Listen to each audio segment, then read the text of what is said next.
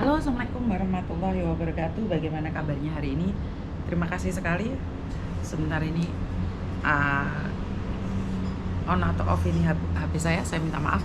Oke, jadi ini adalah hari pertama saya. Oh, aduh, hari pertama setelah sekian lama sibuk dengan kegiatan anak-anak saya.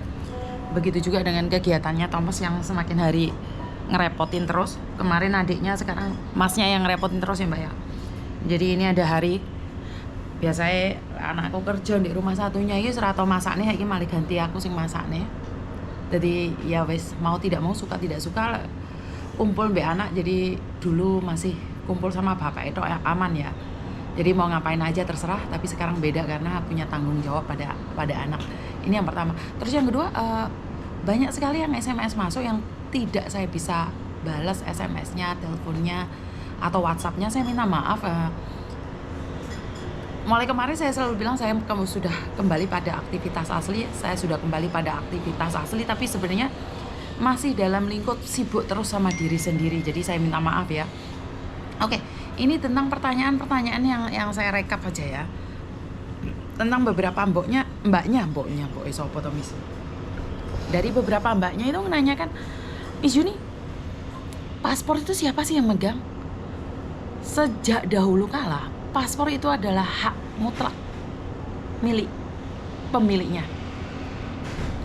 Yang dimaksud hak mutlak pemiliknya adalah siapa, atas nama siapa, itu pemegang mutlaknya ya. Jadi dalam kurun waktu beberapa hari ini banyak sekali anak-anak baru itu menanyakan, paspor itu punyanya siapa sih? Paspor ya punyanya sampean, Mbak. Tapi sekali lagi tergantung dari kalian persetujuannya. Kalau kalian mengizinkan majikan memegang paspormu, ya itu urusanmu. Kalau kamu mengizinkan agent memegang paspormu, itu juga urusanmu, nggak ada masalah.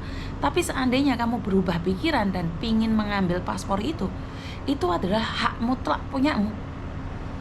Jadi bisa difahami, hak mutlak punyamu. Nggak ada siapapun yang bisa meminta paspormu, Mbak. Termasuk majikanmu sendiri. Bahkan suamimu sendiri itu tidak berhak atas paspormu. Jadi yang berhak atas paspormu itu kamu sendiri. Nggak usah takut atau bimbang, itu udah dituliskan dalam paspor halaman terakhir, itu menyatakan adalah hak pribadi. Jadi nggak boleh siapapun yang memegang paspormu, walaupun kamu izinkan ya. Mungkin di Indonesia masih apa ya, belum ada peraturan yang mengatakan bahwa harus dipegang miliknya sendiri, atau memang sudah ada peraturan itu, cuman saya tidak tahu. Karena di Hong Kong ini sangat ketat sekali ya, tiba-tiba ada pemeriksaan. Seperti yang saya katakan, kalau bukan hak milik Anda, nggak boleh ditaruh dompet kalian. Jangankan kalian, punya anak saya aja, kredit cardnya dia, anak saya di saya yang bawa pun nggak boleh. Begitu juga anak saya, waktu kita mau bayar makan gitu ya, kartu kredit saya dibawa dia. Kalau kita masih duduk satu meja atau masih ngobrol bersama, itu nggak apa-apa. Tapi kalau dia ada di restoran ini dan saya ada di restoran satunya, terus habis itu dia membawa kartu kredit saya, itu tidak diizinkan ya, Mbak ya. Jadi peraturan ini sangat ketat sekali. Jadi buat teman-teman di luar sana, kalau bukan miliknya jangan dibawa. Tapi bagaimana dengan pegadaian-pegadaian itu, misalnya pegadaian yang terjadi akhir ini kan paspor sampai KTP digadein ya. Kalau saya sendiri tidak pernah tahu kalau paspor KTP digadein ya. Karena yang saya dengar adalah paspor aja sampai laku 12.000 kalau di Indonesia itu 24 juta.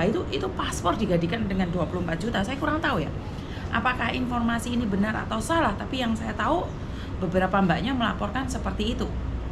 Jadi saya sangat kaget sekali, pribadi saya kaget sekali, ternyata di luar sana itu banyak kita sendiri tuh menggadaikan hak milik kita sendiri, yang kita secara tidak sadar kita menjual diri kita sendiri gitu loh.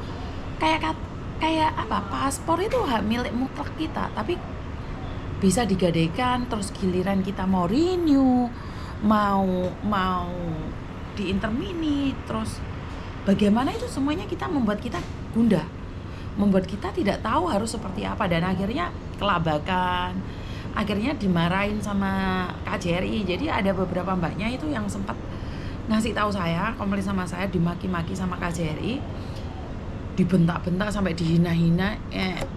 Saya saya nggak bisa ngasih tanggapannya karena sekali lagi paspormu menggadaikan terus kamu minta paspor baru lagi, otomatis kan pemerintah kita ya kesel juga mbak, nggak ngurusin kayak paspor toh. Tapi kalau masalah staf KJRI ngamuk-ngamuk ngenyek-ngenyek itu kadang-kadang ya secara logika nggak perlulah sampai seperti itu. Kamu boleh marah secara logika, nggak usah ngelokno sampai over menurut pendapat saya ya. Sekali lagi karena bagi saya adalah mereka manusia biasa dan manusia sudah dewasa. Sebenarnya mereka tahu apa yang dia lakukan. Emangnya kalau dimarahin atau dihina mereka akan berubah lebih baik lagi. Karena yang saya ingat dan saya tahu adalah orang yang dihina atau orang yang dilukai itu sangat pendendam sekali.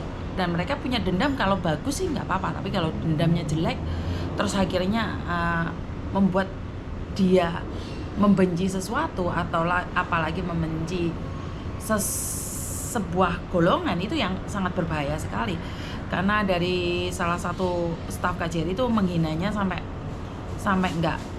nggak nyampe seperti itulah. Namanya manusia biasa, apalagi aparat pemerintah ya, menurut pendapat saya adalah untuk tidak layak mengeluarkan kata-kata yang kasar gitu loh.